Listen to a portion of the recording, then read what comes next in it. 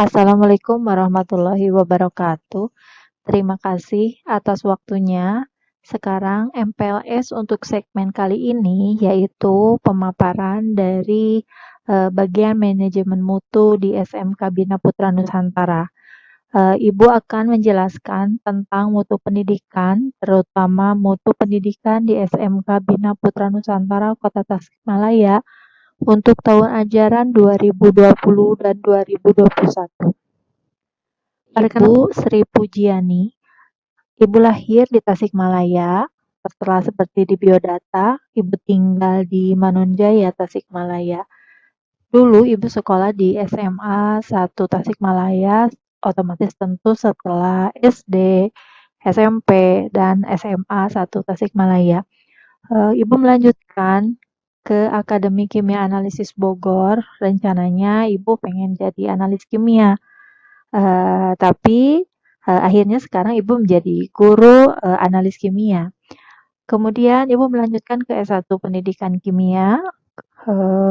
Kemudian alhamdulillah Ibu juga melanjutkan pendidikan kimia di Universitas Indonesia.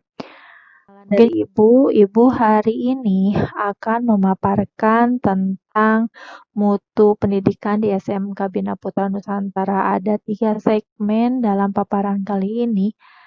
Paparan yang pertama yaitu mutu pendidikan. Apakah mutu pendidikan itu sama dengan mutu sekolah? Nanti kita jelaskan satu persatu.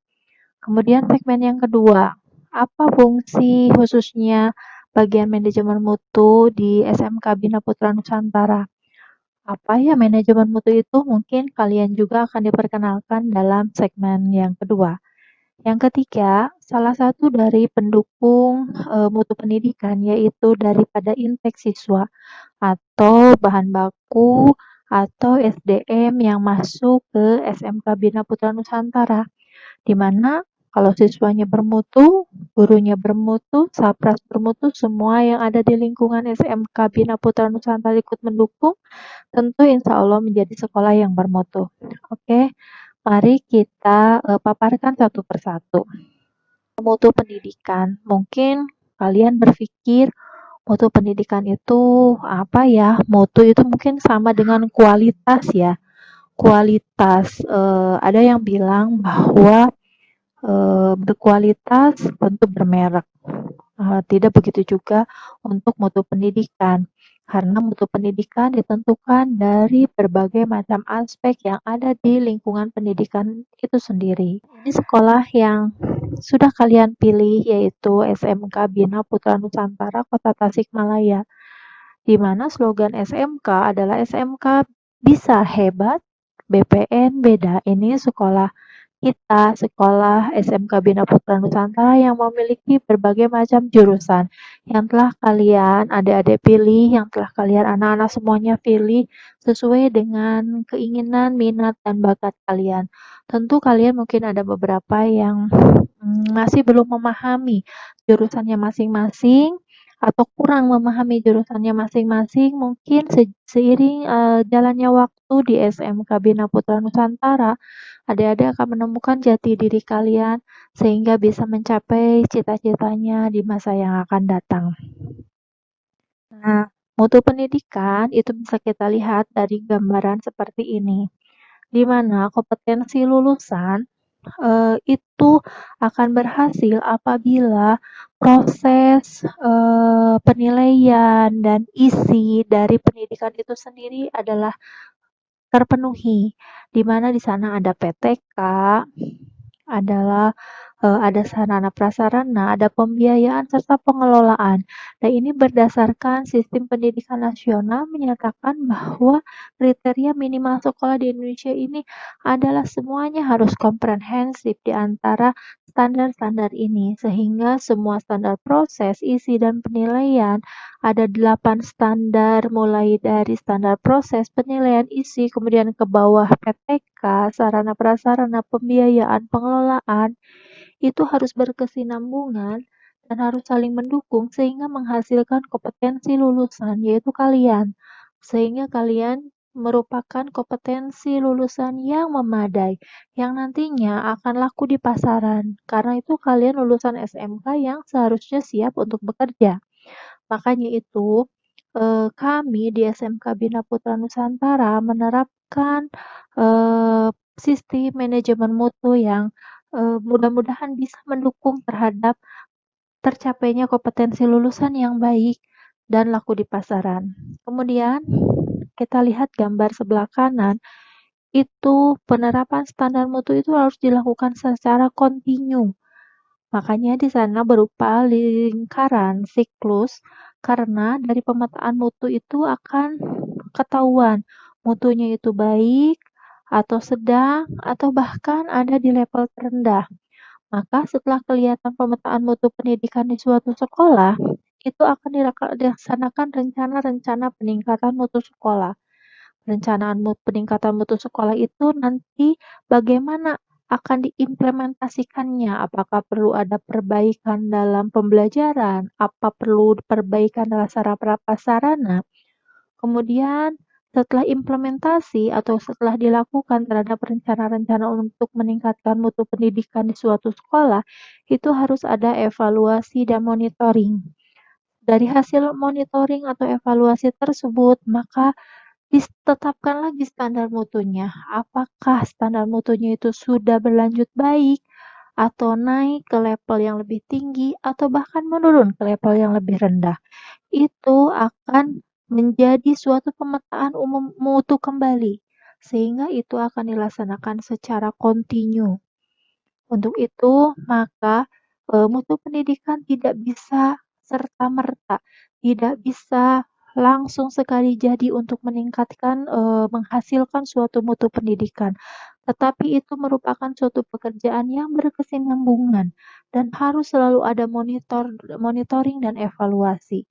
Nah, mungkin anak-anakku semuanya, anak-anak itu, siswa itu merupakan bagian yang terpenting daripada penerapan implementasi mutu karena siswa sendiri, anak-anakku semuanya merupakan kompetensi lulusan yang harus diracik atau dibentuk menjadi suatu lulusan yang bermutu atau kompeten di bidangnya masing-masing sesuai dengan pilihan siswa itu sendiri. Contoh misalkan untuk kompetensi lulusan kefarmasian itu harus menjadi seorang teknisi asisten tenaga kesehatan yang andal, yang berkompeten. Begitu juga untuk jurusan yang lain seperti analis kimia menjadi seorang analis yang kompeten di bidangnya dan yang lainnya tentunya. Maka itu merupakan sasaran utama kompetensi lulusan dalam peningkatan mutu di sekolah. Kita lanjut. Penjaminan mutu pendidikan itu mekanisme yang sistematis, makanya tadi terintegrasi dan berkelanjutan. Itu sudah tertuang pada suatu Permendikbud nomor 28 2016. Maka di sini untuk mencapai keseluruhan proses itu dengan mutu standar yang baik, itu harus dilakukan secara sistematis dan integrasi dan berkelanjutan. Dan itu merupakan suatu pembiasaan di suatu sekolah. Oke, kita lanjut. Sistem penjaminan mutu pendidikan di menengah. Berdasarkan Permendikbud 28 2016, itu kita lihat di gambar yang sebelah kiri, maka ada Badan Lembaga Standarisasi. Di sana ada evaluasi pencapaian mutu, penerapan standar mutu, pembuatan standar peningkatan mutu, kemudian ada badan lembaga atau akreditasi, badan atau lembaga akreditasi. Sebelah kirinya lagi dipantau oleh suatu lembaga pemerintahan, baik pemerintahan pusat maupun pemerintahan daerah. Nah, kedua lembaga tersebut, sebelah kiri dan sebelah kanan itu akan memantau terhadap sekolah. Bagaimana sistem penjaminan mutu di internal sekolah. Penerapan standarnya bagaimana? Standar yang 8 tadi, standar isi, proses, pengelolaan, sapras, dan sebagainya yang sudah tadi Ibu terangkan. Kemudian setelah penerapan standar kita cek pemetaan mutunya, apakah ada di level mana. Kemudian kalau ada di level rendah, kita rencanakan bagaimana supaya mutunya ditingkatkan, ataupun begitu di level sedang, ingin menjadi lebih baik kembali, Setelah peningkatan mutu, baru diimplementasikan rencana-rencana peningkatan mutu tersebut, lalu melakukan evaluasi dan audit, hasilnya ditetapkan lagi standarnya bagaimana. Itu merupakan satu yang berkesinambungan. Itu dilakukan oleh sistem penjaminan mutu internal sekolah. Dalam hal ini, bagian daripada manajemen mutu. Sehingga hal itu dilakukan pemantauan juga oleh sistem penjaminan mutu eksternal. Yang tadi yang termasuk dari badan atau lembaga standarisasi, akreditasi, pemerintahan itu merupakan sistem penjaminan mutu eksternal. Sehingga diperolehlah sistem informasi penjaminan mutu pendidikan. Bagaimana dicap apakah sekolah itu akreditasinya baik atau tidak. Nah, itu merupakan suatu rangkaian yang integrasi untuk pencapaian kompetensi lulusan atau pencapaian sistem mutu di pendidikan menengah. Oke, kita lanjut anak-anakku semuanya. Bagaimana mutu pendidikan? Segmen yang kedua tadi kan bagaimana mutu di SMK Bina Putra Nusantara. Nah, kebetulan Ibu Pujiani itu sebagai wakil dari kepala sekolah bagian manajemen mutu, di mana manajemen mutu itu merupakan salah satu bagian dari sistem penjaminan mutu internal sekolah, terutama di sekolah SMK Bina Putra Nusantara tentunya. Ibu tidak bekerja sendiri, Ibu bekerja dengan tim, di mana tim itu benar-benar harus solid sehingga dapat memantau seluruh aktivitas di SMK Bina Putra Nusantara agar sesuai dengan koridornya masing-masing. Manajemen mutu.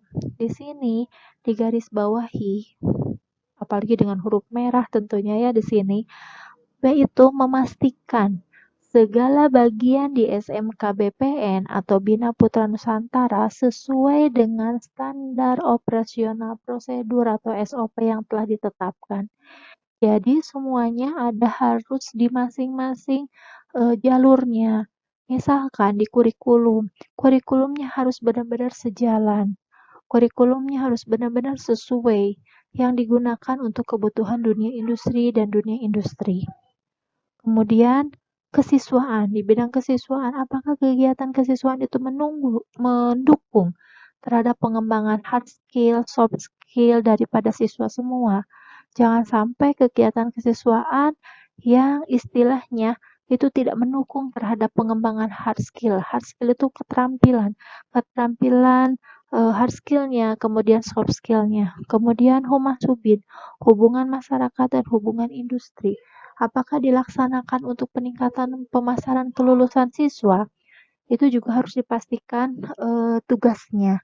Kemudian SAPRAS, sarana prasarana yang tersedia harus menunjang terhadap proses pembelajaran. Mungkin dengan keterbatasan dengan kemampuan yang ada di SMK Bina Putra Nusantara. Itu secara garis besar dari tugas manajemen mutu, yaitu memastikan segala bidang di SMK BPN sesuai dengan standar operasional prosedur yang telah ditetapkan di SMK Bina Putra Nusantara. Bagaimana sih sebenarnya tugas dari manajemen mutu itu tidak kelihatan. Dalam artian juga tidak henti-hentinya, tidak ada batasnya. Artian tidak kalau satu pekerjaan menulis atau menyalin buku satu bab itu ada berhenti di satu bab, tetapi untuk sistem penjaminan mutu itu kan tadi disebutkan dilakukan secara integritas dan berkelanjutan. Di sini maka real action-nya di bagian manajemen mutu itu seperti apa di SMK Bina Putra Nusantara. Kami di SMK Bina Putra Nusantara melakukan pemantauan terhadap kehadiran siswa di kelas. Selain siswa, juga balance dengan melakukan pemantauan kehadiran guru di kelas. Jadi, kalau ada siswa dipantau kehadirannya di kelas, begitu juga kehadiran guru dilakukan pemantauan di kelas. Kemudian setelah itu juga guru dilakukan survei kinerja guru oleh siswa. Apakah siswa merasa puas terhadap kinerja guru? Dalam artian di sini survei dilakukan harus berdasarkan objektif atau bukan dilakukan berdasarkan atas dasar tidak suka, tetapi ada beberapa item yang memang secara standar ditetapkan siswa dapat menilai gurunya dari berbagai macam aspek, bukan karena dasar like and dislike atau suka atau tidak suka. Kemudian dilakukan pemantauan kinerja tata usaha. Itu pemantauan kinerja tata usaha dilakukan sebagai bentuk pelayanan, peningkatan pelayanan kepada semua elemen di SMK Bina Putra Nusantara. Sehingga hasilnya nanti akan dikeluarkan rapot guru atau tata usaha dan rapot siswa tentunya. Kita lihat pemantauan kehadiran siswa di kelas nanti pemantauannya dilakukan oleh ketua murid atau KM. Kemudian semuanya harus melakukan absen pinjer. Nanti kita sediakan pinjer, itu pinjer masuk dan pinjer keluar. Itu merupakan suatu sistem di mana kalau telat sepersekian detik pun itu, misalkan kalian masuk jam 7.00, kalian pinjernya jam 7 lebih 1 detik atau 2 detik, itu sistem akan merah. Jadi begitu juga guru sama, ketika dia harus masuk jam 7.00 kemudian dia datang jam 7 lebih 1 detik, itu juga sama menghasilkan di sistem akan terbacanya itu pinjernya merah. Kita tidak harapkan semuanya siswa maupun guru setelah dilakukan pengabsenan itu pinjernya menjadi merah. Kemudian nanti ada WA Center. WA Center itu untuk melaporkan kehadiran siswa di kelas.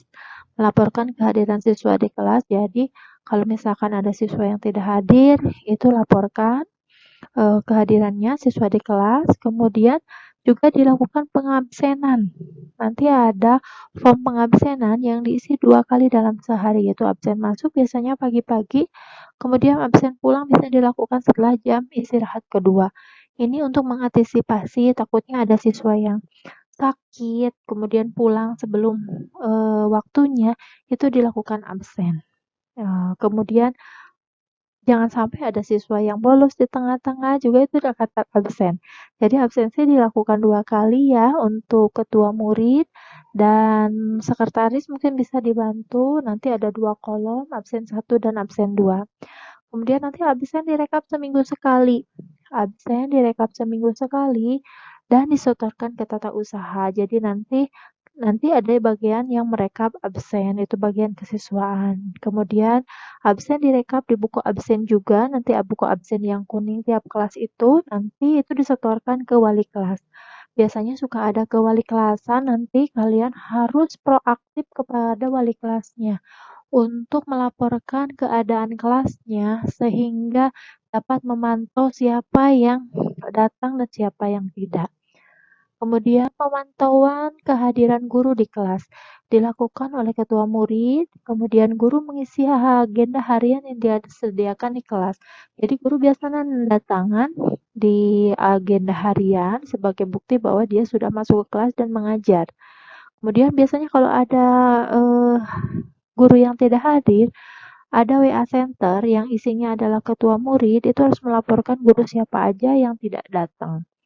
Kemudian guru yang berhalangan hadir dilakukan ke WA Center, kemudian agenda juga direkap sama seperti halnya agenda absensi siswa seminggu sekali dan disetorkan ke tata usaha. Survei kinerja guru nanti kalian akan lakukan di aplikasi Smart BPN. Jadi kalau yang sudah menjadi siswa SMK BPN nanti harus mendownload aplikasi Smart BPN. Biasanya survei kinerja guru ini dilakukan setiap akhir semester. Diharapkan dijawab dengan jujur untuk tujuan proses perbaikan ya. Dan hasil survei kinerja guru ini berpengaruh terhadap rapot guru dan penilaian kepala sekolah.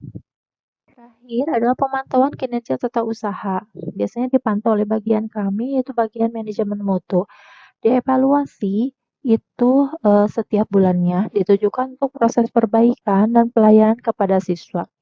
Hasil survei kinerja tata usaha berpengaruh terhadap rapot TU dan penilaian kepala sekolah. Inilah rapot yang untuk guru dan rapot siswa. Dari rapot guru itu ada beberapa aspek kedisiplinan, survei siswa, absensi, tupoksi, dan partisipasi kegiatan. Sedangkan untuk rapor siswa itu dilihat kehadiran harus 90%. Nilai itu harus lebih dari KKM atau sama dengan KKM minimal 71.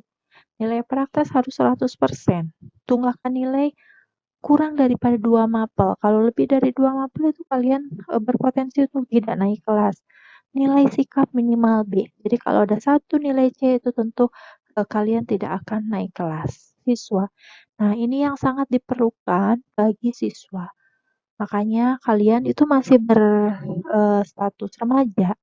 Nah, apa itu remaja? Remaja itu pasti periodenya antara 10 sampai 19 tahun. Jadilah ayo menjadi remaja yang berkarakter, yaitu religius, sehat, cerdas, dan produktif. Karena intake siswa ini, bahan baku siswa ini yang akan masuk ke SMK Bina Putra Nusantara itu adalah bahan baku utama yang akan kita poles, yang akan kita buat menjadi suatu kompetensi lulusan yang berkarakter, yang memiliki ciri khas tertentu yang baik sehingga nanti akan laku di pasaran. Kemudian pilihan kamu apa nih? Kamu masih suka nongkrong tawuran? Kemudian masih ikuti mode masa kini? Passionnya? Gaya gaul senang musik? Pacaran dan galau cinta? Atau masanya senang belajar? Pilih sendiri, termasuk yang mana kamu? Remaja berkarakter, apa itu remaja berkarakter? Religius, sehat, cerdas, dan produktif. Menjadi remaja religius itu bagaimana? Tentu yang disebut religius adalah pasti agama, menjalankan perintahnya, menjauhi larangannya, berhati-hati dalam berkata dan bersikap, kemudian terus berusaha dan tidak berputus asa. Remaja sehat, modalnya pasti kuat. Sehat itu pasti no rokok, no miras, no narkoba, no seks bebas. Itu adalah hal remaja yang pasti sehat. Remaja yang sehat pasti salah satu modal bangsa yang akan menjadi agar kuat. Sehat, pasti harusnya bangun pagi-pagi dong. Masuk jam 7, masa bangunnya juga jam 7. Sarapan jangan lupa, jangan begadang. Makan jangan mie terus, tapi harus aman, sehat, utuh, dan halal. Pola hidup bersih, jangan sampai kemudian kamu nggak mau kan salah satu di antara salah satunya ini usia SMP dan SMA itu remaja pacaran lebih banyak daripada yang belum pacarannya. Itu hati-hati anak-anakku semuanya. Di sini mengintai HIV, AIDS, aborsi, nauzubillahimindzalik ya, nauzubillahimindzalik PMS, penyakit menular seksual. No pacar ya, no cry ya, waspadai, hindari sebelum terlanjur terjadi. Ibu yakin kalian pasti paham ini. Kemudian menjalin interaksi, sosial, komunikasi, kemudian seperti ini. Sehat psikologis, mampu mengendalikan pikiran, menggali potensi, pikiran lebih fokus untuk berencana, berusaha, melakukan hal yang terbaik di masa kini. Apa itu cerdas? 3 jawaban ketika hal positif yang menghambat seseorang untuk cerdas. Gak bisa, gak mau, males padahal hal itu sebenarnya gak usah ada. Pasti kamu bisa, pasti kamu mau, dan tidak boleh malas.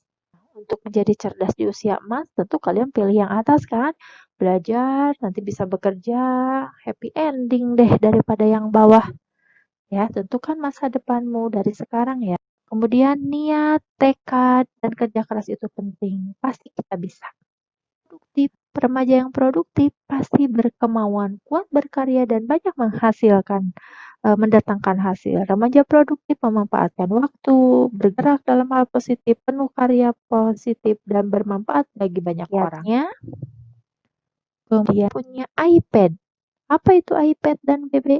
iPad, iman, pendirian teguh, akademis atau cerdas, dharma bakti, sosialnya bagus. BB, bermasyarakat dan berkarakter. Mutu pendidikan dapat tercapai apabila semua bagian saling mendukung. Ayo sama-sama kita baik dan benar dalam bidangnya masing-masing. Terima kasih. Sekian paparan dari Ibu, mudah-mudahan berguna. Selamat bergabung di SMK Bina Putra Nusantara.